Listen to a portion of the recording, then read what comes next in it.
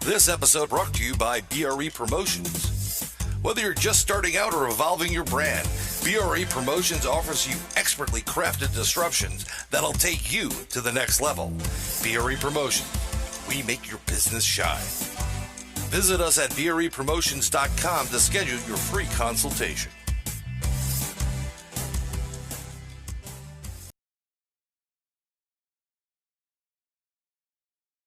NoBoBuMe.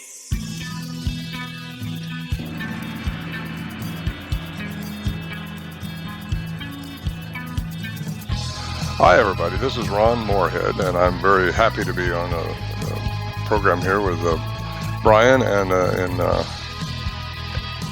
Nobody But Me. And I'm responsible for the Sierra Sounds, recorded in the 70s and scientifically studied. So that's what we'll be talking about today, I think, and the anomalies associated with these beings. Hello, ghouls, goblins, ghosts, friends, and families. This is Brian Bowden, and you're listening to NoBoBuMe, which stands for Nobody But Me. But we do have a great guest that's on today, and we're going to get to that guest in just a moment. I wanted to thank everybody for hanging in there.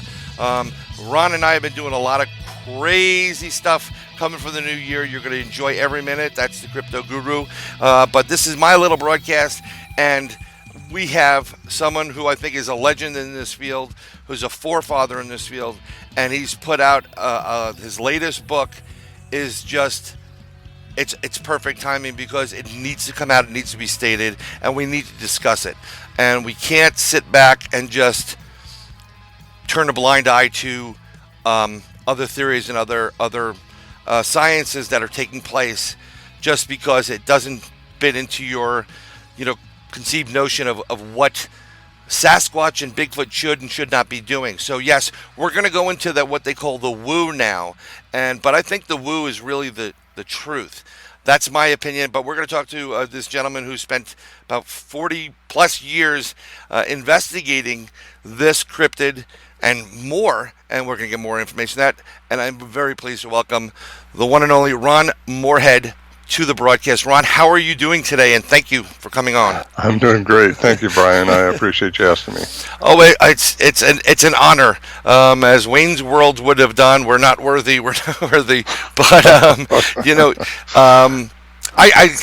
we were talking just prior to the show starting, and I grew up listening to your work and what you've done with the Sierra Sounds, which if you haven't listened to it, it'll be included. The link will be included to Ron's website, for the sounds, as well as where you can kind of get his books and everything about Ron. But you have to listen to these because it's very important to understand that this is more than just an animal. This is another species of intelligent beings. It's vocalizations, and it's an actual language. But before we get into that, Ron, if you don't mind, some of our listeners may not know who you are and what you've done and how you got to this point. Can you please give us a little bit of a background or a bio on yourself? Sure. I was involved with a group of hunters back in the early 70s, and we in the Sierra Nevada mountains of California. And we were just hunters. We weren't looking for Bigfoot. None of us were. But these things started coming in at our camp during the night and making these sounds. We go back out and bring tape recorders back, and we ended up recording them. In 1972, we brought an investigator in via Ivan Sanderson, who suggested to Peter Byrne, who suggested Alan Berry, who was the guy we took in. And he ended up writing a book about it, too, with a co-author with Ann Slate. And he mentions a couple of the anomalies associated with these things up there, but he told me just stay away from that stuff because you lose credibility when you get out of the scientific parameters, And so for years we didn't, but I started doing it because it's what happened, and really there's no explanation for some of the stuff that happened at the Sierra camp. And I did let David, I think I mentioned this to you before, Pilates go in with this, and he did a little skit on us in this 411, The Missing Hunters, or 411, The Hunted. There it is. And he's the first one I've ever taken into the camp to do something like this, and he did a real good job on it. I think it lasts about 12 minutes in there. But anyway, I found out that our camp is the hub of a lot of strange things, not just strange things, but strange things. I mean, we've seen anomalies, lights, and different things like that up there, and a lot of people reported that. In fact, I interviewed a guy just this last summer who said he witnessed a UFO over this mountain, where I know it is very well, because it's only maybe 15 miles as the crow flies from our camp. And he was also a witness to a Bigfoot at the same time. So I think there's a component maybe with the UFO Bigfoot connection. But let me say this up front, Brian. Sure. I don't think they're all of the same genome. Now that the military has came out and our government has acknowledged that UFOs exist, well, somebody's flying those things, so something is responsible for them. So if it's beyond our capabilities as a nation, as a world, what's doing it? So I think aliens are acknowledged now, and so we can talk about that a little bit, I think.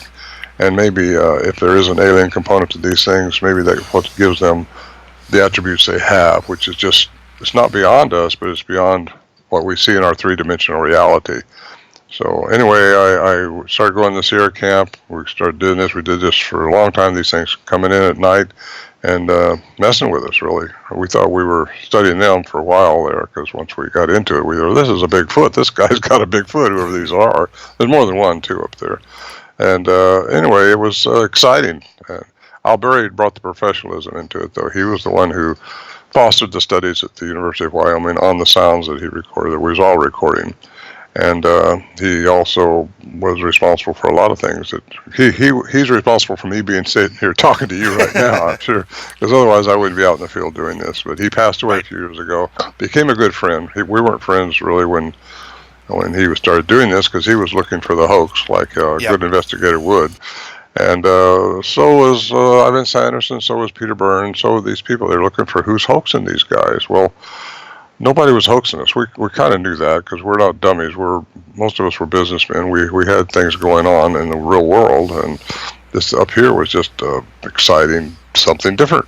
So we started working with it, and it wasn't for years later till Al had a master's degree in science. Al Berry did, and he said, whatever you do, don't talk about the strange stuff that goes on up here. But, there has to be an answer for it. So he said, stay with science. Well, what science answers that? And the science of quantum physics answers everything in the universe. If you get into it and study it, these people who say you're in the woo, I say woo because I don't like that word any more than anybody else does. I don't. Yes. But it's just the woo, the paranormal, the things you don't understand. It's just what you need to understand, how it works. And we live in such a small parameter of light, which is the frequency of light. And like Nikola Tesla said, everything is energy, frequency, and vibration. Well, you get into that and you start realizing how everything really works, how our telepathy works, how feelings work, how things happen. Really, not just our three-dimensional reality, like a touch, feeling, our senses, basically. That's Newtonian physics. And you got to get in.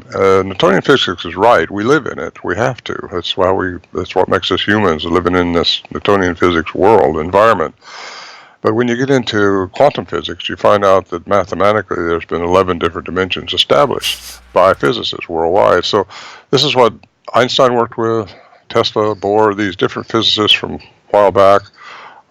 They knew that Newtonian physics does not answer all the questions that we have. How does your consciousness work? How does telepathy work? How does any of that work?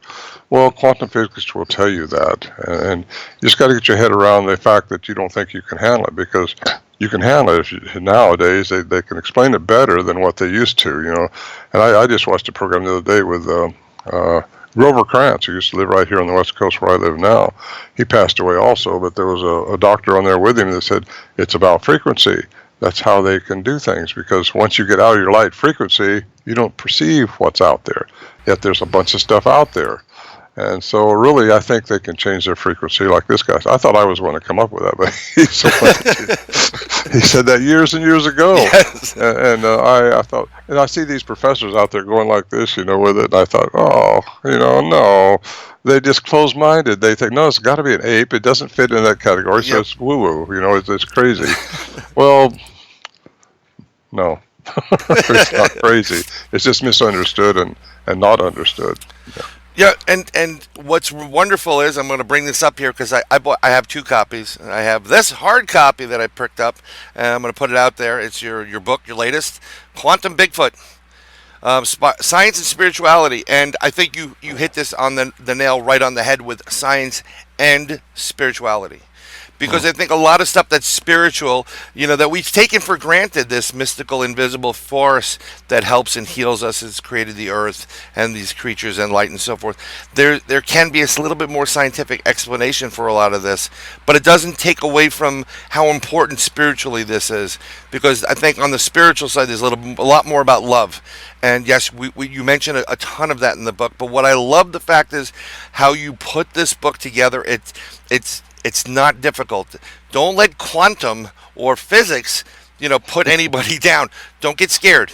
We're not going to test you on this later, but you put it together perfectly. There are certain parts that I know that certain individuals that aren't really a science-based people, we're going to get a little bit tongue-tied in. But if you get the Kindle version, which I also have right here, what's great about the Kindle version is if you don't know what it's talking about, tap the word. They're going to give you a little bit more background on it. But I can't thank you enough for this book because prior to the show, I mean, for years, I've studied Bigfoot, and I've always thought, and I say this 99% of the time, that Bigfoot is just on the West Coast. Because all I saw was the Patterson film, right? And I'm like, there it is. Bigfoot's on the West Coast. I gotta go Pacific Northwest, hang out in the woods there for a bit, and I'm gonna see a Bigfoot.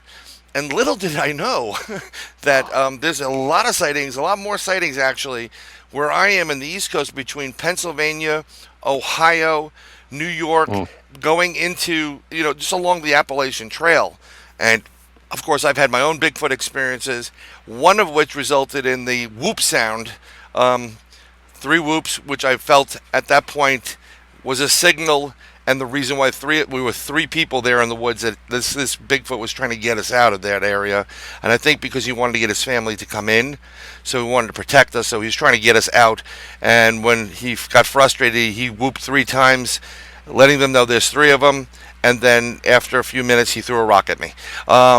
But that didn't work either, so we stayed our ground. So they must have found a different way of getting around. But when I heard those whoops, and I was explaining to Ron before, and that resonated.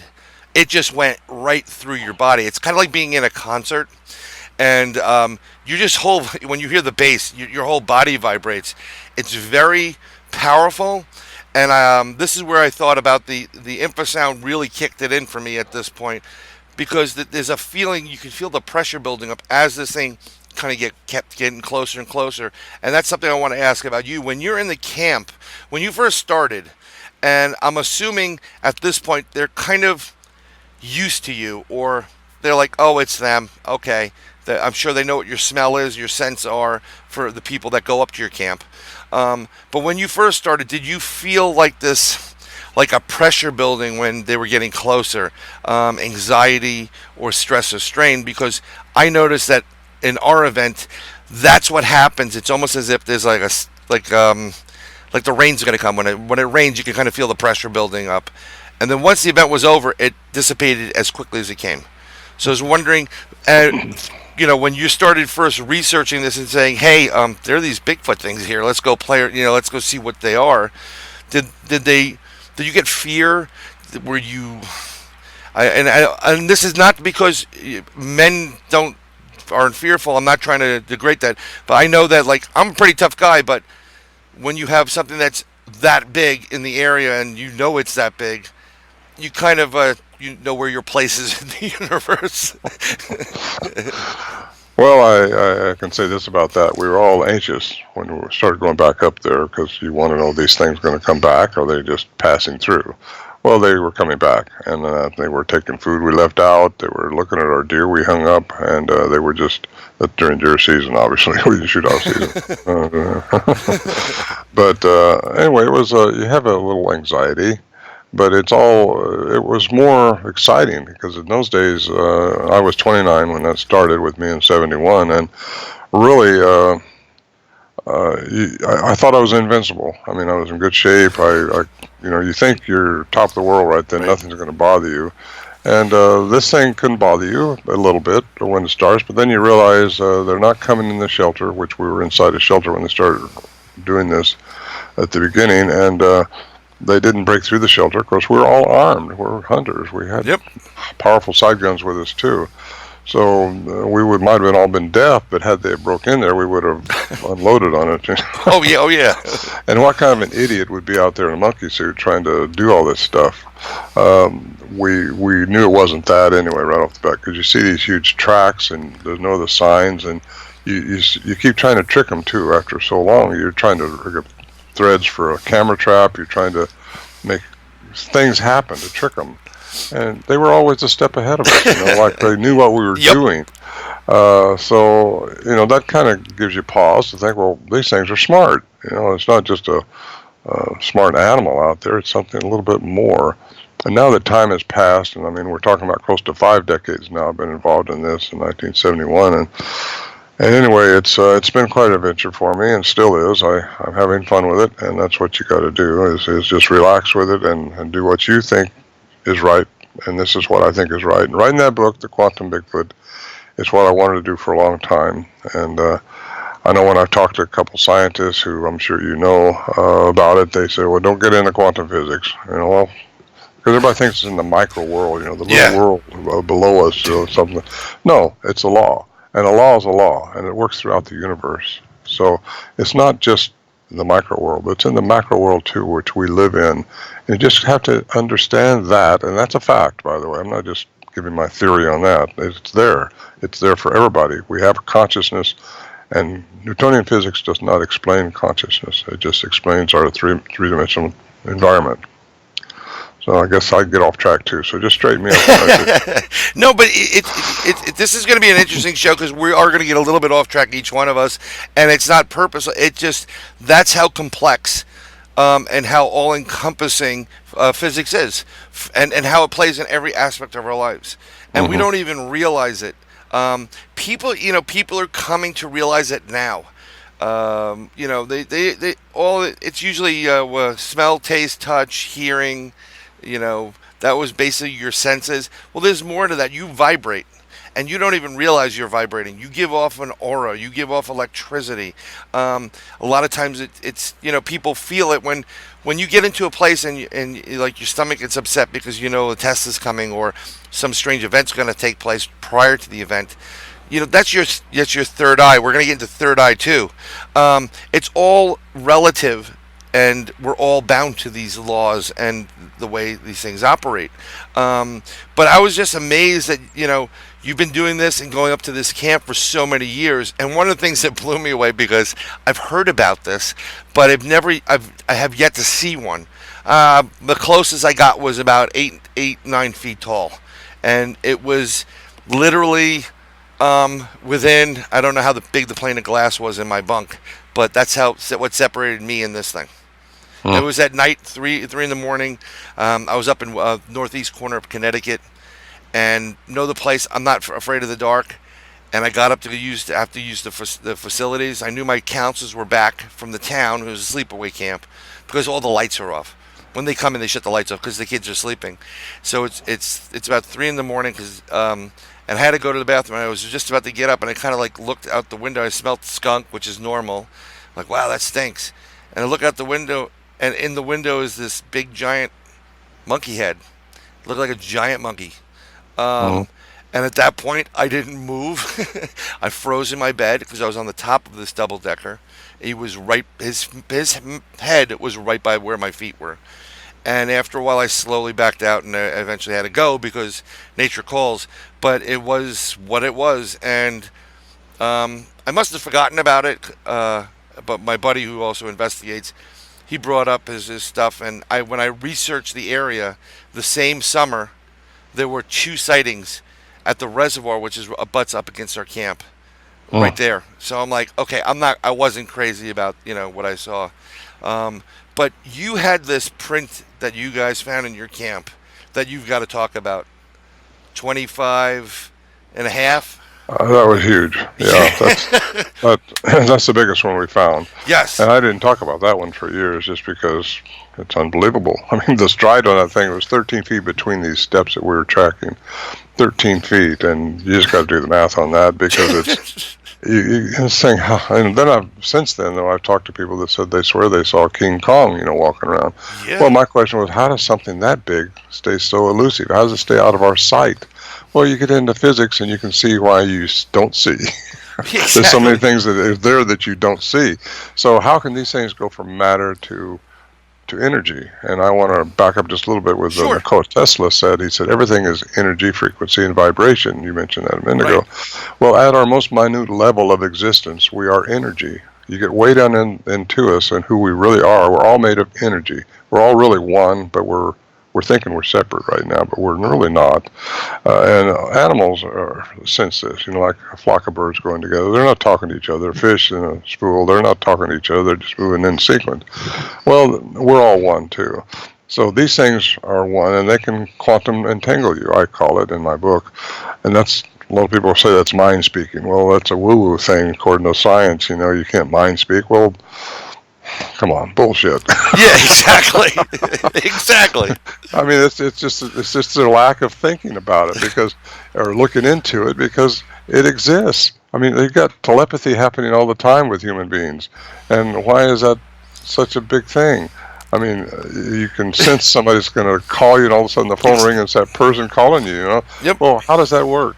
It's because and it's just phenomenal. What really is existing that we don't perceive with our perception, and that's because we live in a 3D environment, and we're in that world, and we have to live in it. That's what makes us human. And once you get out of that, because according to Stephen Hawking, energy cannot die. According to Einstein, energy doesn't die; it just changes form. Right. I got one little statement here. Einstein said he was asked one time, "What's it like to be the smartest man in the world?" You know what he said? Ask Nikola Tesla. He was right, by the way. So Tesla is one of my idols, Yes. from looking at what he's done. And I wasn't into any of this before I started researching how Bigfoot how this could work. What law in science really governs what's going on that I've witnessed and the others of us have witnessed too. And we weren't on high on anything up there. We weren't drinking. We weren't doing anything other than just a nice, sober camp. And yet you had all these anomalies happening. You hear what you think is a herd of horses coming down towards you, and there's no horses doing that. There's times when, like I say, I thought I heard a car door slam outside the shelter, and it's 8 miles in the wilderness up there. There's no cars. I mean, you can't take a motorcycle up there, much less you can't even hardly get there. It's really, in fact, that the hunt at 411 talks. He shows what it takes to get into that camp because he had no idea either until he made that 8-mile journey. We had 5 pack mules and riding horses just to get in there, and it's no easy trek. And for someone to try to pull this off on us up there, which a lot of people, I can make those sounds. Well, I challenge anybody in the face of this planet to try to duplicate those sounds naturally, like these things were. And according to Professor Kurland, the University of Wyoming, they're outside the human range, they're inside the human range, they're below and above it. So they can make any sound, I think, with their advanced vocal mechanism that they would choose to make. If they can make the frequency sound that changes their matter into energy or takes it out of our 3D perception, that would answer the cloaking thing that you're talking about, because it just happens. And we've been frozen up there, and I thought it was infrasound at the time. But infrasound's below the human range. You don't hear it, but you feel it. Ultrasound is a higher frequency, and you can change a piano note high enough octaves high, it changes into light. And people don't understand that stuff. It's simple physics, and it's a proven fact there. And there's just a lot going on that people need to try to understand and not just call it a woo-woo camp or he's over there and they're blah, blah, blah, blah. No, these things are more than they're a hybrid of some type, and I got to say this too, they're not all the same. I said that before, I think. And I think that's because now I can talk about UFOs and aliens. And how many different types of aliens you think's ever been on this planet and could be here now? What have they done with the genome of primates and with dogs, with animals of any kind? Could that be the answer to Dogman? Could that be the answer to Bigfoot? Could it be the answer to a lot of things? Yeah, it could be, because DNA can be changed. altered. We can do that now with our technology. And what could an advanced race of beings do? And this also goes back into biblical history with the Nephilim. It goes back into Greek mythology with Zeus, with all these demigods that they talk about. And you start looking at that stuff, you realize that this is part of our history. And why is classical science ignoring that? You got modern science, which is quantum physics. And why don't they bring that into their element of study and the consideration? They don't do it because they say, well, no, just yeah, it exactly. doesn't fit in our box. It just doesn't fit in our box. So we're not Get out of my office.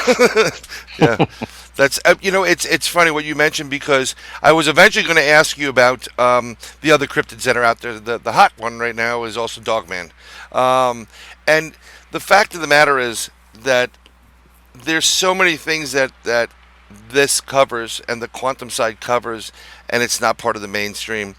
And I just, for the life of me, I don't understand. If you're a researcher or investigator, and I'm speaking directly to anybody that's a research investigator, and I know a bunch of them that went against this, the woo-woo, how can you limit your pool of information to research and investigate by putting blinders on?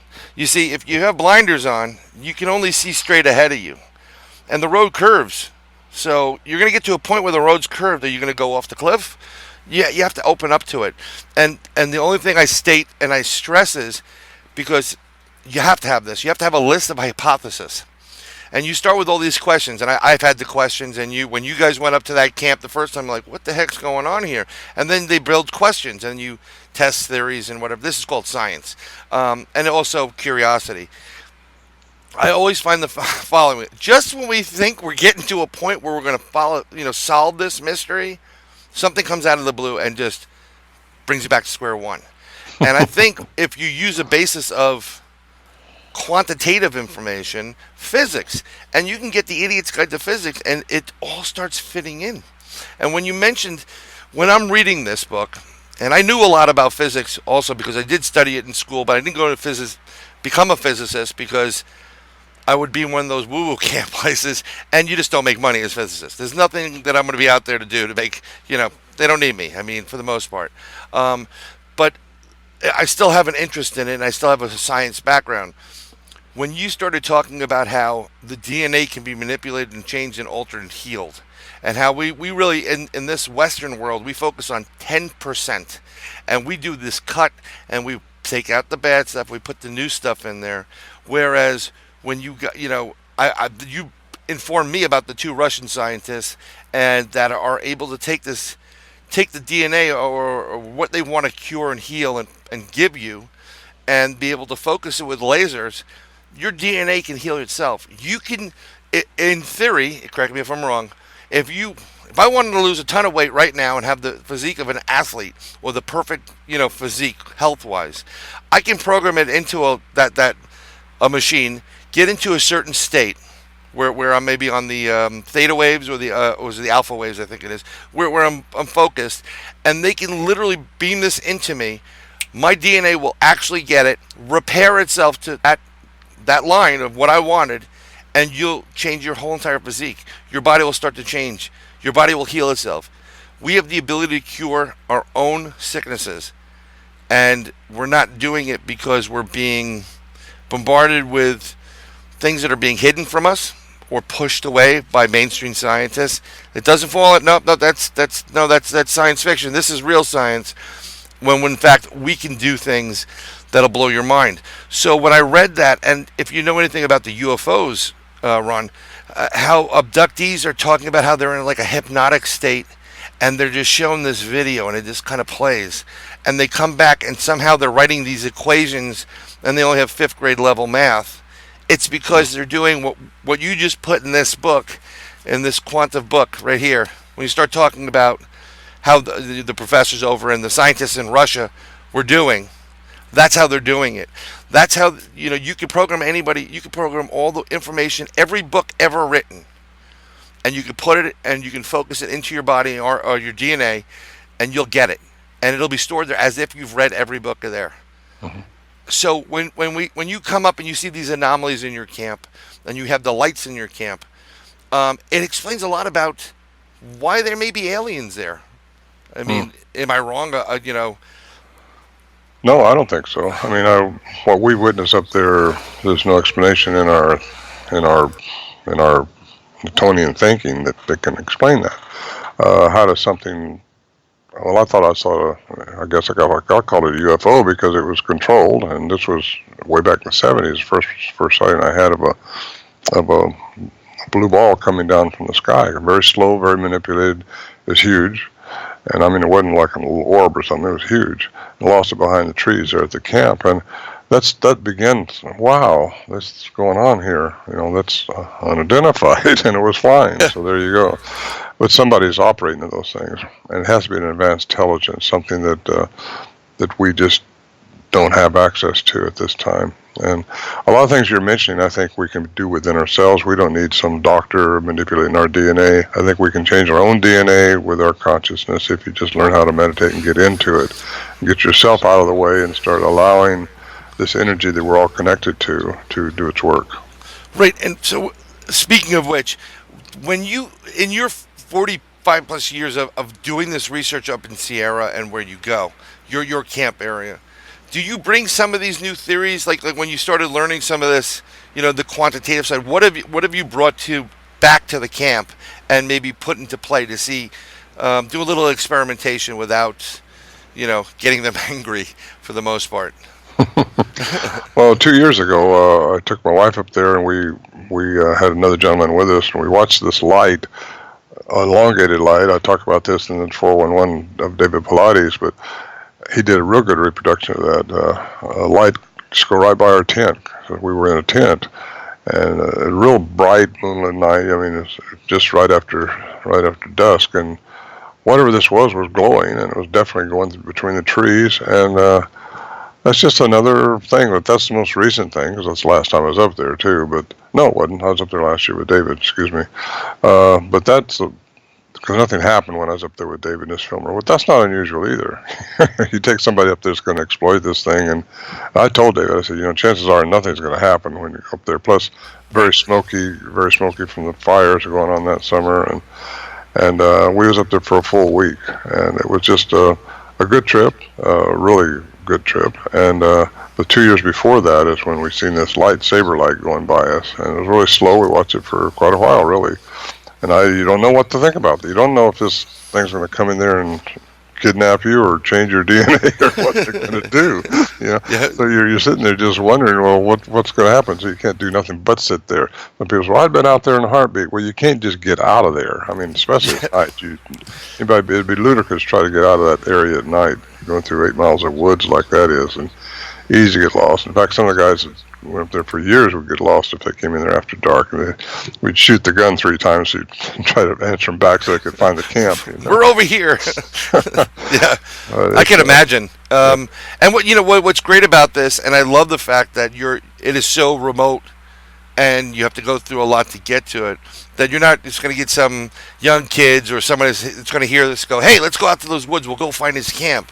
It's like, yeah, good luck finding the camp. You have to really trek in there and know where you're going. This is also to your advantage, right? I mean, being in there, it kind of aided to the fact that, like, I would assume this is like where Bigfoot would be hanging out, for the most part, or making his Well, we weren't looking there. for Bigfoot, but yeah, right. It's an area where there's food, there's plenty of food, all kinds of food. There's a lot of bear, there's a lot of deer, there's a lot of the elements of the forest there, and water. That's important. Water, and there's 2 springs right there by us. It's where the water starts.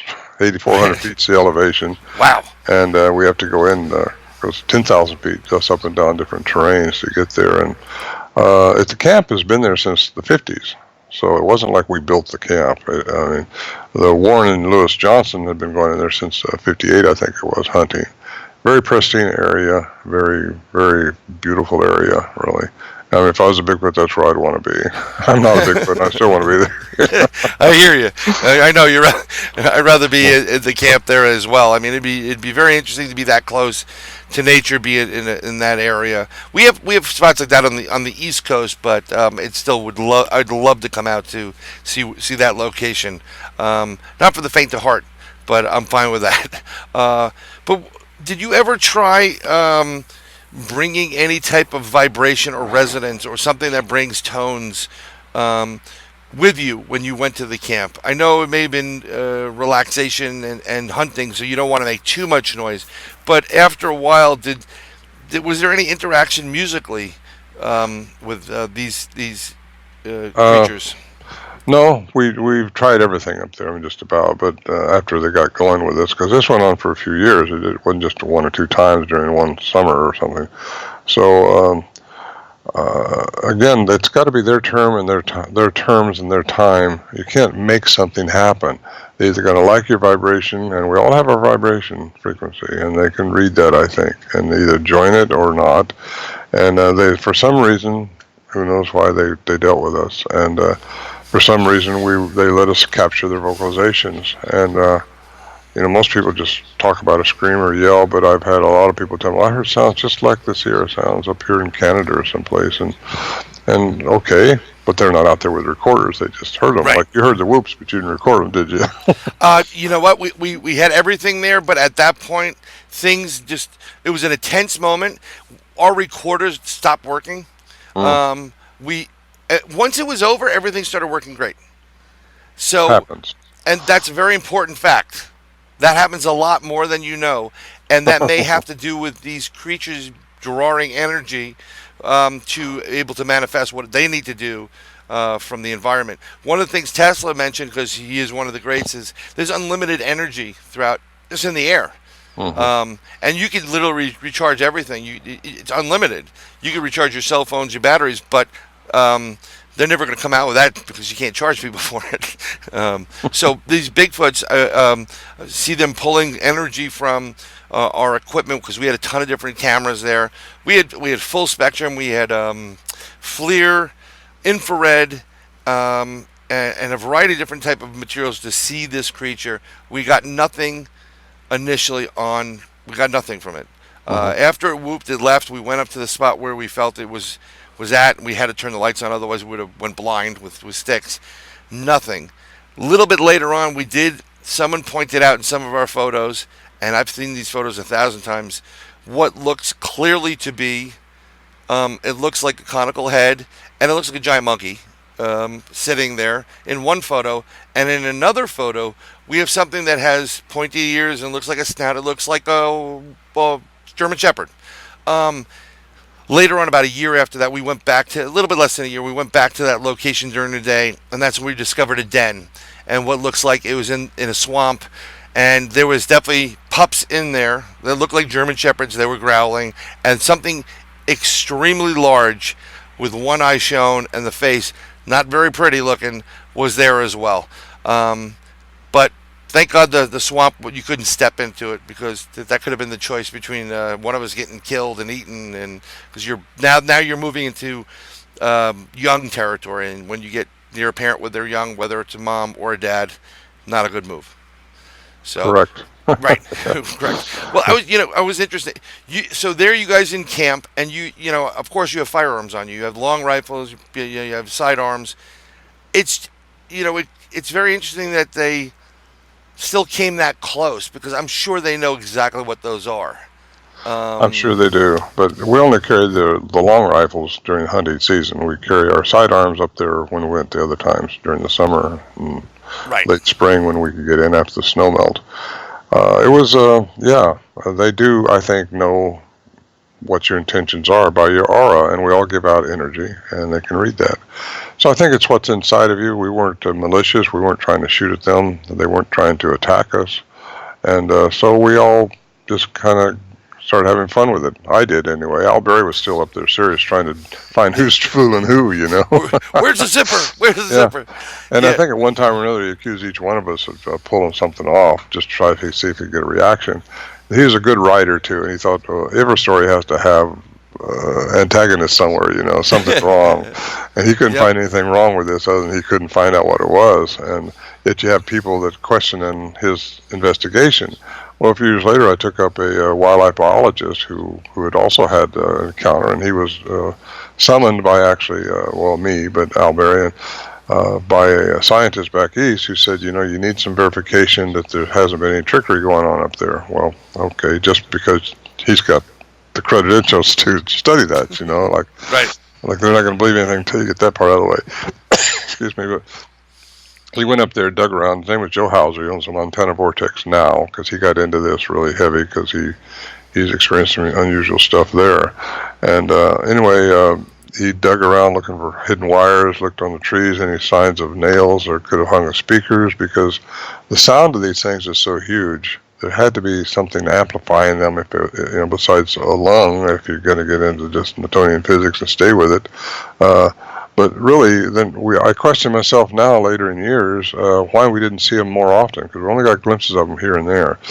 And I only got one glimpse one night, and it was a fast one, but it was when this thing was yelling at us behind it, and there was two more down here, and it went through the trees like this, and that's what I seen. It just so fast, you can't, it's unfathomable how fast these things can go, as big as they are.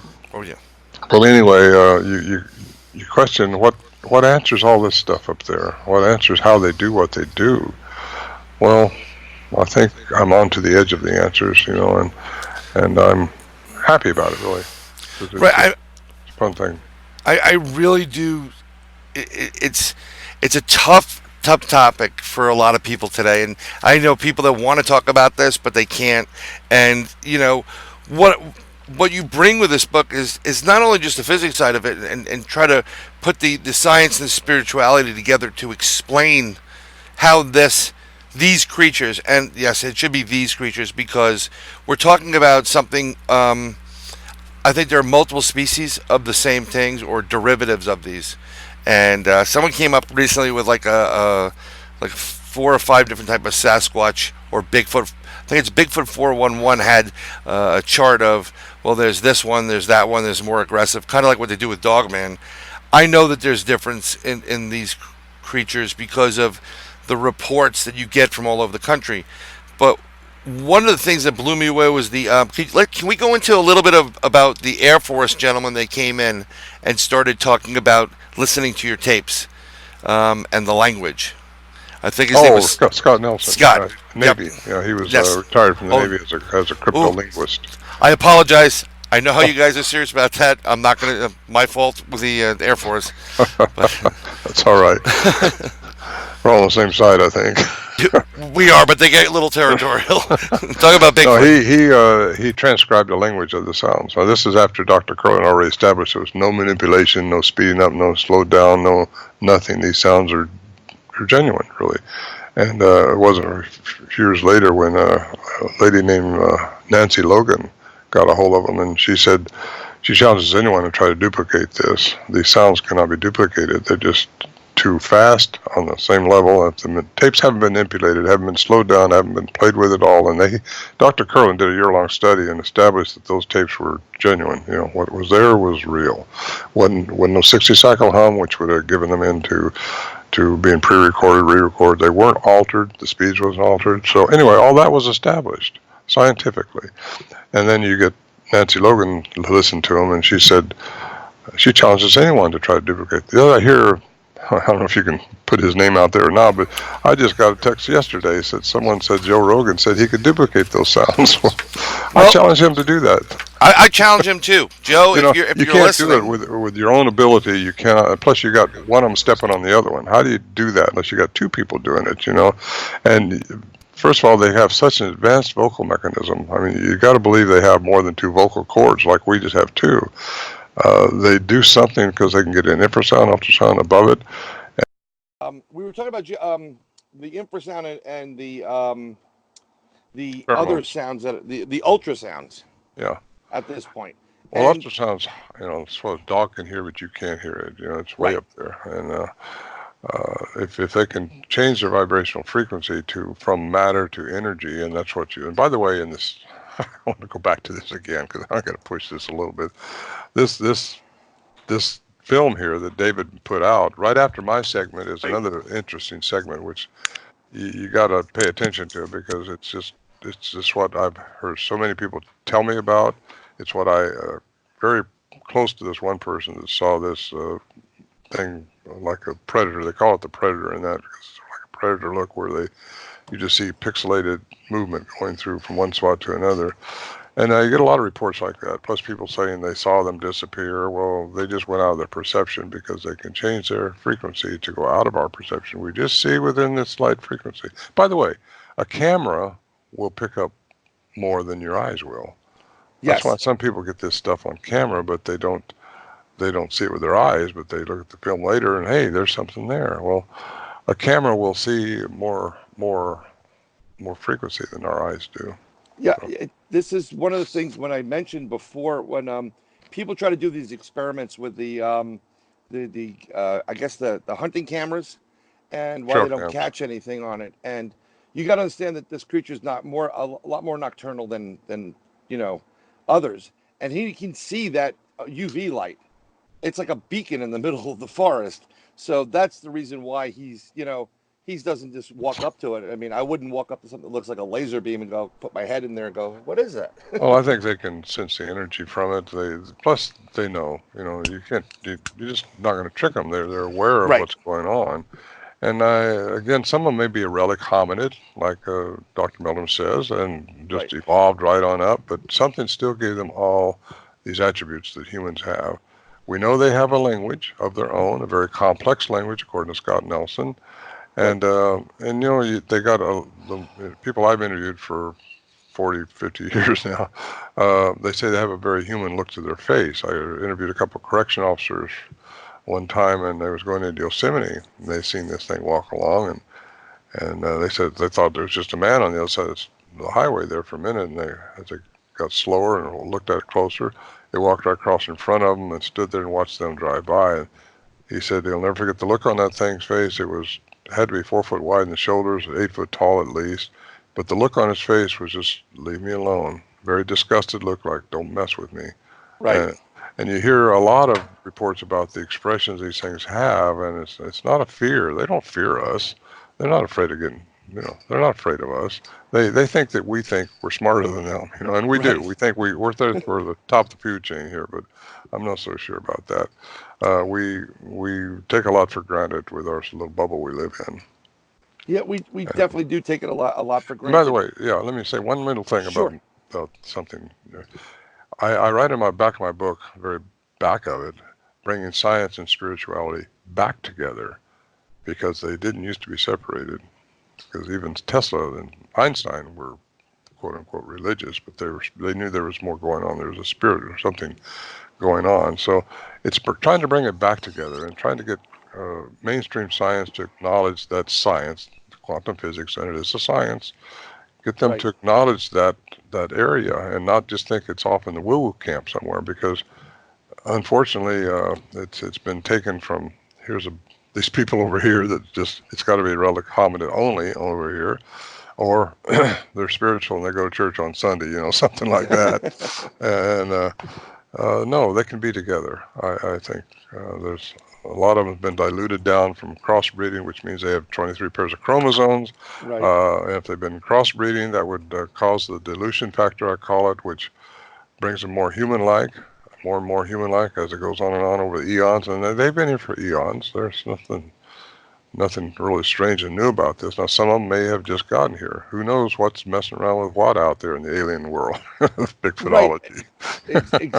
Exactly. Because Uh, we have a lot of history of the native or First Nation people in this country talking about these creatures, and they said that they're guardians or spirit or of the woods or the mhm. elements, and so the history of this creature.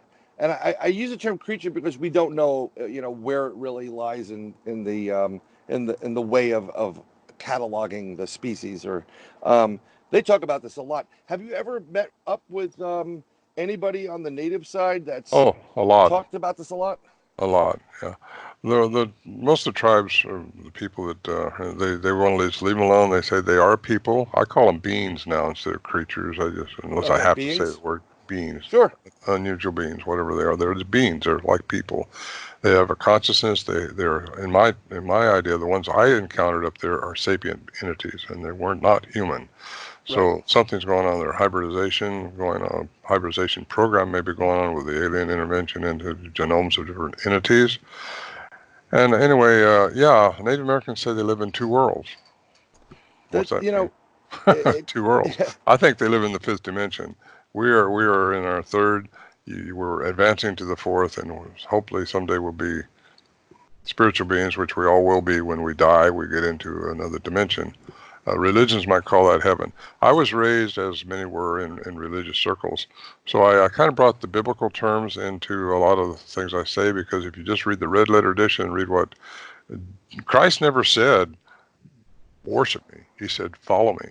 And if you right, just get into the red letter edition, start saying, reading what he's reading or what he's saying, um, it gets right into the laws of quantum physics. That's how he did, I think, his miracles. And that's what gets me divorced from religion, is right. because I've had some religious people just say, "Hey, you're off the rocker here." They won't even talk to me anymore. They actually defriended me because they thought that was wrong to say there's something going on besides, "Hey, here's the big one thing. Hey, I'm going to part the sea or something." But Right. anyway, if you look at the laws and what he did, he was using the laws of quantum physics. His statements just fall right into the things I'm saying. That's why I try to bring them together, because you got that rule going on. Other people have done miracles too, besides him, and they've using the laws of quantum physics, and we can do all this ourselves. We're not shortchanged. He said we can do it all, but we're not doing it. I mean, I'm not walking on water. I don't know about you, No, no, but no. I'm not I'm walking on quite, water at this point. I'm quite get wet every time I try. I just sink. Then I float up to the top, for the most part. But yeah, we just so everybody knows, we had a technical issue before, so we had to switch up the call to an alternative, which we have. One of the things I was going to ask you when you were talking about vocalizations was Joe Rogan may have mentioned that he can make those sounds. He's an avid outdoorsman, and have you ever just approached him and said, you know, Joe, why don't you come up? Why don't you come up to Sierra Camp and you can experience it for yourself? No, I wouldn't do that. He doesn't qualify to go up there, I don't think. Number one. Well, Number I two, nothing would probably happen anyway. And number three, I don't usually take people up there. I mean, right, I'm very careful who I let go into that camp. And I don't try to prove anything to Joe. I mean, I was going to be on his program a few years ago, but couldn't meet up at the right time when I was moving around, and so it didn't happen. But from the latest thing I've heard, he's not into believing Bigfoot exists yet, because he has to have the facts. He has to have, but he won't get out of his paradigm either. So, but enough about that. He right, is what he right. is. So many people in his camp, and that's okay. He's probably very well listened to, and a lot of people look to him for answers. And I just wish he'd keep an open mind on stuff, because you obviously don't have one. And Right. No, no, and I agree with that. I mean, like, you know, I think he's one of the better people out there, but um, again, a little bit too Hollywood and a little bit too, you know, he's beholden. I like Joe, and I think he's a really interesting guy. But when you're beholden to sponsors for things, you yeah, know, it makes the things a lot more difficult to kind of like, if it's not like you said, like Al said, like hey, don't talk about the woo woo stuff. You know, let's not talk about it. If you're beholden to somebody, or someone has something that you need, be it money or backing, you're not gonna, you know, throw yourself under the bus. So I don't blame him for that, but I also um, don't know what the influence is. Why you would say something like that? I've heard the vocalizations. I've heard them firsthand, especially the whoops. And I'll tell you, I know a lot of big guys, really big guys, you know, almost 7 feet tall, 300 plus pounds, lot of force behind their speech and their patterns. And no one comes even closely remotely to what this thing can do. You that's the one. can't. Yeah, that's the one thing I try to impress upon people is the amplitude in which they project these sounds is just Right. jar you. I mean, really jar you. And sometimes you think there's a two-legged elephant walking right next to you out there, but you don't see it. And you got to wonder how's that going on. Well, Well, and that's all these funny you people use who the term. have these strange things, well, some people say, well, it's just a bear walking upright. Well, yeah, a lot of them are, but what if it's a Bigfoot walking up and they think it's a bear? I mean, come on, a bear doesn't run around on 2 feet. He might walk on 2 feet, but they don't run on 2 feet. At least I've never seen one do that. But even Yeah. so, they don't look like a bear. They're different. So what we were dealing with up there definitely wasn't a bear, but he seemed to think that he's calling these people out as they were mistaken. And Well, it's funny when you mention the term bear because where we were in the woods, see, being in New York City, I don't have firearms. I don't have access to firearms. If I want to shoot something or I don't go hunting personally. I'm not opposed to hunting whatsoever. I just don't. Um, but if I want to go shooting, I go down to my buddy's place in Virginia. We hit the NRA range and we go shooting. I'd like to own a firearm, but they make it so difficult because I like practice. I like skeet and some other things. Um, that being said, when you go into some of these places like where our hotspot is, because it's in a I think it's a state park or I think it's a state park, and then it borders the Appalachian Trail. Or it's a federal park. You can't. You're not allowed to have firearms in them, and they will throw you in jail for firearms. So you can kind of have them on the Appalachian Trail if you so are licensed for it. But I don't have access to it. Most of the people in my team don't have access to it. We do have some law enforcement people that do have access to those, but they don't bring them, or I'm not aware of it. That's their burden thing. But that being said, we were there, and when you hear this creature and it starts whooping and it's when it's walking up to where you are or around you, the best way to describe it is as if an elephant is walking on the ground. And I say that because I've been to some of those outdoor circuses and events where they have some of the exotic animals in Connecticut. They store some of the circus animals there. And when the elephant walked, you just kind of felt that walk. That's how much weight is being pressed in the ground Mhm. to when so when you mentioned elephant, I was like, oh my God, bingo. And then on top of that, when you get a bluff charge, now bears are known for bluff charges, um, but this sounds bigger than a bear. It's very unnerving. So I agree. We're very about keeping people and being very selective who you allow into your area because um, even though they may have nice intentions initially, you don't know what they have in the future. You don't know what their real intentions are for the Mhm. most part. So I think that's a very big. I applaud you for that and taking Well, that that's that step. why I allowed David go. I've known David for years, David Pilates, and I Right. went ahead and I said, okay, after so long of him talking to me how I could Right. trust him. Well, I knew he was solid. Yeah. He's a no nonsense guy, and I really like that about him. And anyway, I took him in there, and I'm so glad I did because the whole area pretty much caught on fire right after we left. It was just one of those California fires. Right. I mean, that was devastating. I mean, it's part of nature. It does happen. I Yeah. don't know if this was a crime though. If someone actually did it by No, I intentionally. think it was just the way the ashes were blowing around because there was like 17 forest fires going on in California at the time, and it was smoky when we were there. There was no sign of any wildlife whatsoever for the Right. whole week we was there. And it was still a good trip though. He did good filming, did good project. Well, I'm definitely going to take a look at David's stuff. He's definitely well worth the view. He's a great guy, and he does a really good, solid job on the what he produces. Hmm. His 411 series is just beyond belief. It's really great, and I think it's fantastic that he does what he does. That being said, I think I have. I'm hoping I found this video. But of course, it par for the course. I found it. I found 2 gigabytes worth of stuff, and I'm hoping it's going to come back up and give me some love. I'm going to ask the gods up there.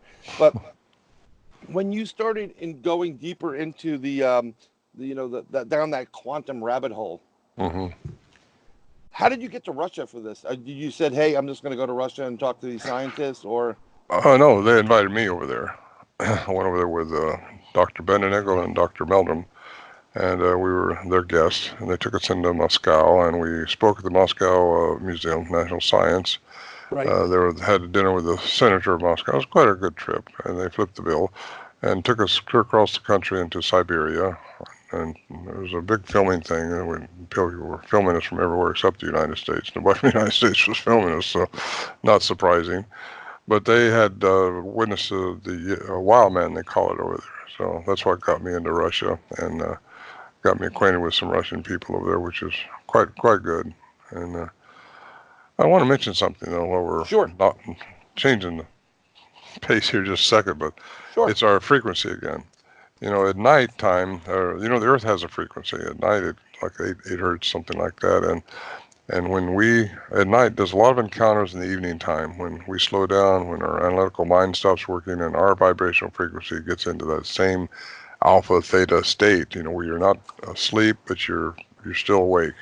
And that's the state, I think, a lot of us, there was only 6 of us involved altogether, counting Alberry.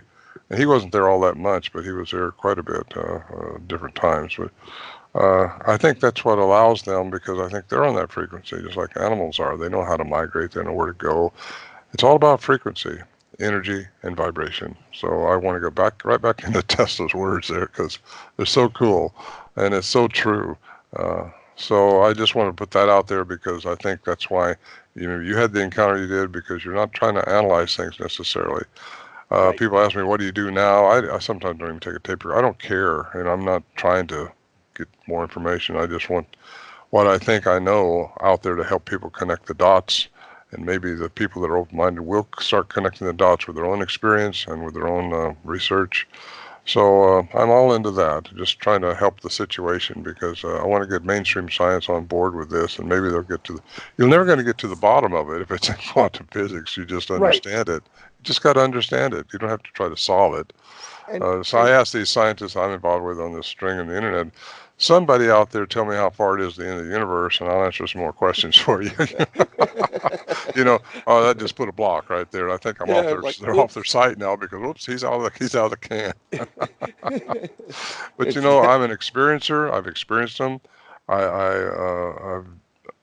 I'm a researcher. I've done that. I've been all over the world. I've been into Siberia. I've been into, like I said before, I've been into South America a couple times on a couple expeditions.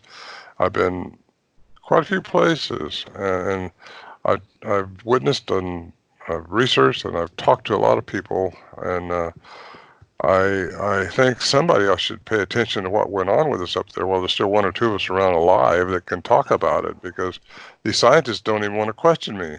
They just don't want to get into that area. They're afraid they'll lose their tenure, they'll lose respect with academia, society. They don't want to get there. They're coming from the standpoint of, this is what I've been disciplined in, this is what I'm going to stay in, and this is where it's got to be, or else I'm not going to look at it. And that's the problem that we have, is that they don't want to, like I said earlier, is that they're beholden to these people that pay their bills. And, in the long run, we're still in a place where we have to live as human beings and take care of our families. And you lose your job. It's great that you got the truth, but you have no job, and now you have to feed your family, and it becomes a problem. So I understand them pulling away from it. But I would assume that there's like an underground type of feeling between some of these scientists that kind of like, oh, God, I really want to talk about this, but I can't. Yeah, I think you're right. Because I know a couple of them, they're spiritual people. Well, everybody's spiritual, whether they like it or not. You're a spiritual being, in case in a body. But they're religious too. They really think they can go to church on Sunday, everything's gonna be all right. Well, you gotta understand the difference between religion and spirituality. Some people are religious and spiritual, or think they're spiritual, but then other people are just religious. They just go to Sunday worship, and that's it for them. But when I couple scriptures, biblical terms, and also Greek mythology, Hebrew mythology into my book, you see how this has gone on for eons. People believe that there's more things out there. And anyway, I go off on a tangent like this. But. No, but it's important, because one of the things we found that when we did our research, and we do our research, be it paranormal based or cryptid based, you'll get an area that gets reports, and you're wondering what the heck's going on there, and then you're saying, okay, that's fine, but why is it taking place? We go there, we investigate, we don't find anything, and of course it could be the time of day, maybe our frequencies aren't right, or what have you. But one thing that never fails with us is we take this little app with us, and sometimes the physical object of singing bells, and the singing bowls, the Tibetan singing bowls, and what we do is we start using the singing bowls, and we do different frequencies, and that just ramps up the energy, the frequencies start picking up, and then all of a sudden, it's almost like a key, and it unlocks a door, and the next thing you know, we're having experiences with X, Y, and Z. Great. When we were doing this, our investigation of this specific spot where we were, you know, the guy on my team, Al, he went out initially. They found these really weird quartz stones, and I've noticed a correlation between quartz being in the same area where Bigfoot sightings are. So I don't know if it's an energy or like a battery, because quartz can restore energy in it. But we started doing little experiments with crystals near the stones. We started taking temperature readings. We put his he has a crystal skull made out of I forgot what the actual mineral is. I have one made out of crystal. We put them together, and we were looking for different changes and effects. I think our experiments, it's not to do anything to hurt these creatures, but I think it's more to say, you know, we believe in you. We just want to know what you are, and have some kind of dialogue. That's what I do. I just want to understand more about them. Get them to come out and shake my hand or something. No, if they ever will.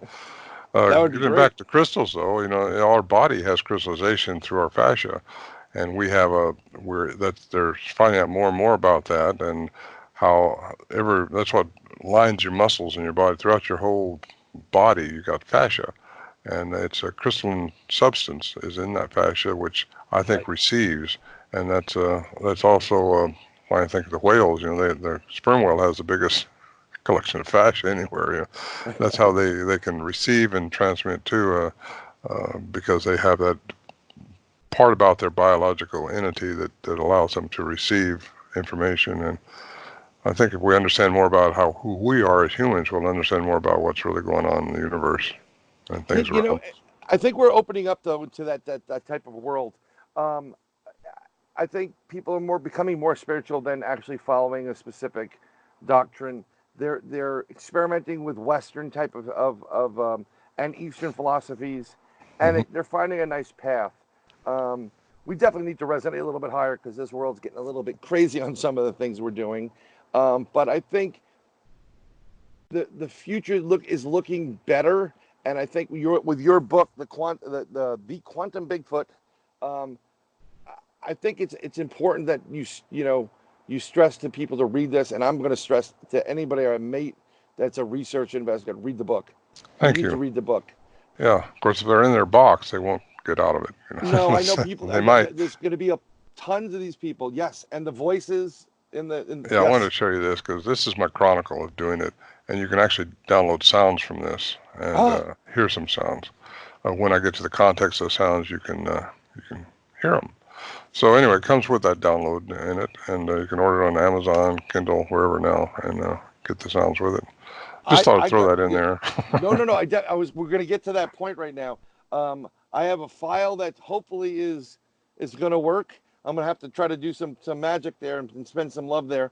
And what I'm going to do is invite you right off the bat back on, probably in the new year, if it's all right with you, because I know Ron, who you guys met, Ron Murphy, at a conference, and when I told him, I'm like, I'm going to be talking to you, he was like, oh, just tell him I said hi, and he started going into, that you guys were like driving around, tooling around like a couple of teenagers over in wherever the conference was, but he definitely goes, oh, I'd like to talk to him again, and I said, I think it'd be great, because I'd like to bring this back up again, and get your take and his take on it, because he has a different perspective. He's in Western PA. I'm in New York. And talk about different cryptids. I mean, the Bigfoots on both ends of that spectrum can be very different. So I would welcome you back onto the Inside the Goblin Universe program, and hopefully we will never have any more of these technical difficulties whatsoever. So I apologize in advance for that. But how can people get in touch with you if they want to know more about this, or get you on their programs as well? Well, they can reach me through my website, ronmorehead.com, and Bigfoot Sounds gets you there too.com. But I'm easy to get a hold of. I mean, I got a Facebook page, Ronald J. Morehead, It's one O, by the way, Morehead, just like the book says. Yes. And yeah, it's. I try to get back to everybody. It's sometimes difficult because I get so many daily. Really, I get a lot of questions and a lot of people wanting different things. So I try to do the best I can to stay neutral. I don't come down on the ape people. I call them ape people because they won't get out of their ape box. but I appreciate what they do because you get some very professional people that's involved in this, and even this new series that just came out, it's going to bring it to the forefront. I applaud these people that are doing this Bigfoot stuff, and again, I get Skyped and asked a lot of times for production on what I do, but then when I really get into what I do like this, well, Right. somebody aces it out because of the quantum aspect of it. They can't get into that. So I think I'm just going to produce it myself. I can say what I want to say and do That's the the cuts best way where I to do want it. them. I think that's, Otherwise, yeah. yeah, otherwise what you want to say goes on the editing room floor. Well, it's. I think that's what we have to do now because that's why podcasting became very picked up a lot by a lot of people Mm. because mainstream is not grasping and really getting the information out that they really need to get out. If it I'm doesn't fall with, also, yeah, yeah, I'm their narrative, also it's done. speaking at MUFON groups too, Mutual Right. UFO Network. I spoke at a couple of them in Southern California recently, and I got another one next month. And it's bringing the element or the component possibly of alien intervention, which is part of history.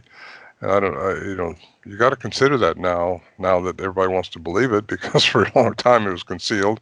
I think our government conceals a lot of stuff. I'm not real proud of what they do, but they do it for a reason, because if this information gets out of what these things really are and what's going on, well, it's going to scare a lot of people. It's going to throw a whole kink into Darwinism. It's going to throw a kink into religions, a lot of religions. And a lot of religious people, they're stuck. They've been there since they was 4 years old, and they can't get out of that. And I know a lot of them that just won't get out of that box Yeah. and stretch their mind out a little bit. They don't realize that you can actually bring what was said in those ancient times and ancient texts into your real life, and realize that when Christ said, "I wish that all could be one with the Father as I am one with the Father," what does that mean? We become one, like we are one. He was Right. one. Once we become one, we get access to a lot of stuff, and do that through what we didn't discuss, which is the pineal gland, I think, and that's Oh, you opens know up your what? head. You want to do I that, don't you? You got we, time? we, we, we should talk about the pineal gland if you'd like. I think it's actually very important. The pineal gland. Um, if in this book it goes into a lot more details, but I'm going to let you take over. Tell if you could just discuss about it and then the importance of it would be great. Well, it's called the third eye, the eye of Horus. Egyptians have it displayed on their petroglyphs. Uh, I lose you again. No, you didn't lose me. I sorry. Uh, I went off the video just to focus okay. on you. Well, I'll just briefly hit on it because Sure. it's pretty much detailed. But the pineal gland is right inside your head. It used to be connected through the eye. It's called the third eye, but we only see with these two eyes. But we have a third eye, which I think can collect information from the universe, basically, and that's God. If you want to call God energy, is energy. And by the way, God's plural. I don't know if you know that or not. The word God is plural in the Old Testament. Yes. Uh, so what has happened to us? We are hybrids, if you really want to get into it. And that's where another place I go off with religion, because they don't understand this. The pineal gland's there, and it's part of what you really need to think of what these ancients were talking about. It's being able to see through that, and you do that by getting rid of your conscious thought. You're get in the alpha state of trying not to figure things out. Just be simple. That's how you make contact with these things too. Just try to be simple. Once you start trying to trick them and all that, chances are pretty slim that you're going to have anything happen, or it's just going to be an accident, like the Patterson film was an accident. They just happened Right. to be there with a camera, and that's groundbreaking. And I think what we have with this language thing, because some people can't buy into the fact that they have language. Yeah, they can't. What gives you language? Sapiens gives you language. We are Homo sapiens, and that's what gives us language. The hyoid bone, which is right here, which is connected through the nervous system into the brain. Everybody has a hyoid bone, but not capable of speech like we have. And when you get into what really causes speech, and these things have speech, that puts it right into hybridization again, I think.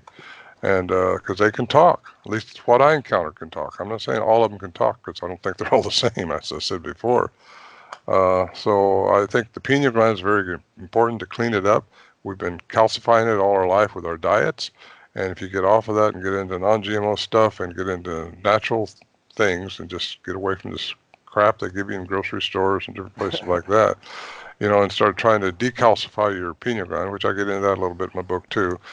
And so you can have a clearer perception of things. And without that, because it gets calcified, it's shown that they're calcified. Your pineal gland and most all humans are calcified, and it's from the diets we got.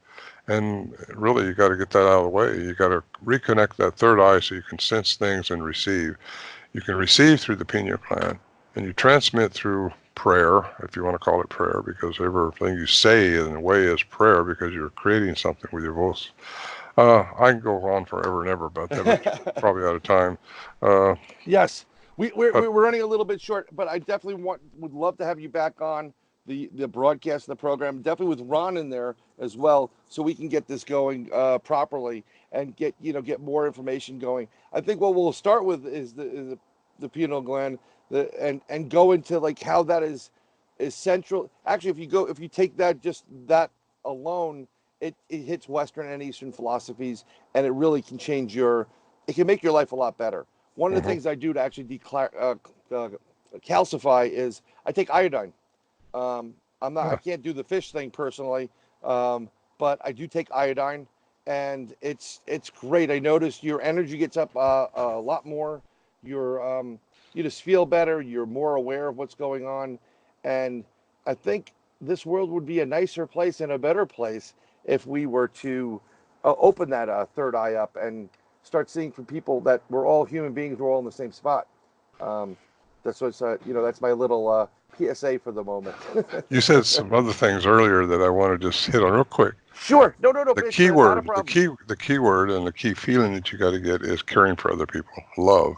That's the main thing in this whole thing, and that's what some of these ancients taught: is caring for other people, loving.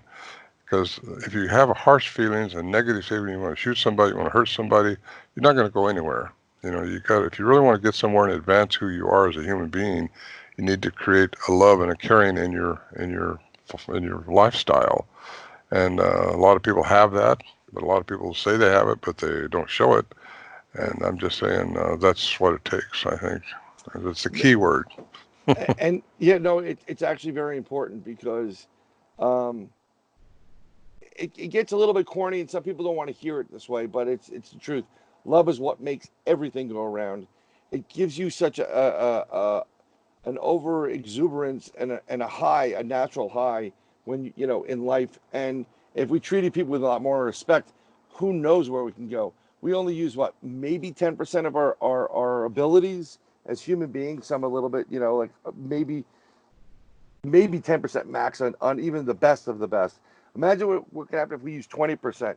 Imagine if we open up our hearts and this love, and we take in things, and I think our possibilities are limitless. Just like God said, I made man in my image. I think, and I'm not trying to do anything sacrilegious here. I think what he was saying is you have the abilities to do what I do. Mm-hmm. And if you open up your heart and your mind to that, which is love, you're gonna get there faster. And then once you raise your vibration, you're just gonna look back going, oh, we were so foolish, but you'll be at a higher rate anyhow. Absolutely. I totally agree with you there. Yeah. I can't thank you enough for coming on. I apologize about the technical difficulties, 100%. It happens. And definitely would love to, please come back on. I'll have Ron on. Now we'll have two people giving you questions if you got a moment to do that. Yeah. And we'll look for it sometime in the new year. But I want to wish you and the family a blessed new year. I'm going to be promoting the heck out of your book. Good. And well, I appreciate that. I can't thank you enough. Well, it's Nobody But Me. We're on your station, Brian. Yes, it is Nobody But You. Yeah, and I appreciate you again. You asking me to be on. I really enjoy this. It's a pleasure. I mean, I'm giddy like a little kid. My kids are gonna be like, "Why are you smiling so much?" I'm like, they won't understand who it's like. I'll say it again. You are a legend in this field. You are one of the forefathers of this research and what you've been doing. And it was unintentional initially. It's just like, hey, Yeah. let's go hunting, we'll hang out. But that's how the best things happen in this world. And I can't thank you enough for doing what you're doing, and having your family do what they do too, to allow this Well, to I'm continue. humbled that you asked me. Thanks again. I thank you. You have a blessed Christmas, Happy New Year. You too. And we'll talk soon.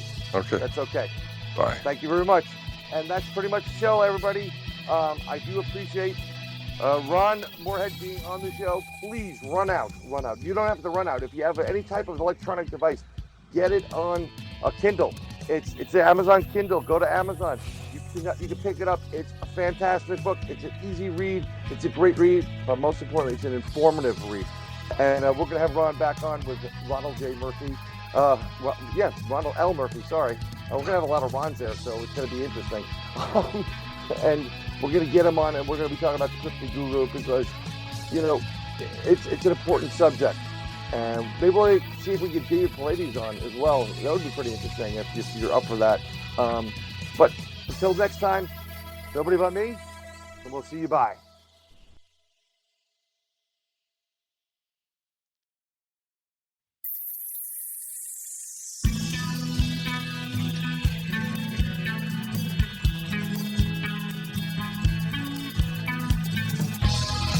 Hey, this is Brian Bowden. I want to extend a deep thanks to Purple Planet. You guys rock. You're listening to NoBoBuMe, where we explore deep inside the Goblin Universe. The opinions expressed on NoBoBuMe are of that of the host and his guests.